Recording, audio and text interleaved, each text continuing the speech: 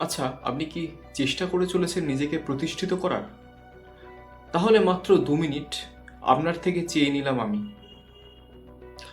মন্ত্র যদিও সমস্ত যোগের মধ্যবিন্দু, কিন্তু এই মন্ত্রই আমাদের কর্মকে নিয়ন্ত্রণ করতে পারে। সঠিক মন্ত্র ব্যবহার করেই কার্মিক বাধা দূর করি আমরা।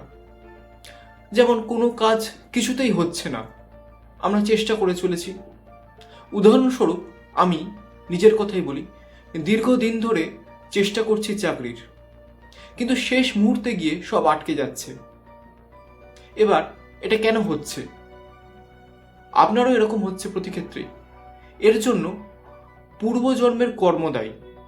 বাধা আমরা দূর করি মন্ত্র দ্বারা, অন্তত চেষ্টা করি। আমরা ভগবানের কাছে যাই, মনস্কামনা করি, ফল পেলে পুজো দিই।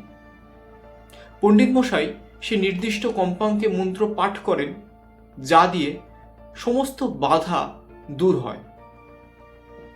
আমরা কোনো পীঠস্থানে যেতে গিয়ে বাধায় আটকে পড়ি।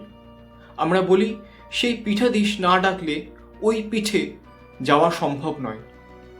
পুরী যেতে গেলে জগন্নাথ দেবকে স্মরণ করে ভগবান বিষ্ণুর যে কোনো অবতারের মন্ত্র পাঠ করলে যাত্রা সুগম হয়।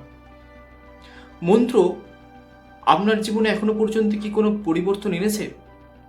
কমেন্ট সেকশনে জানান। Thank you for watching.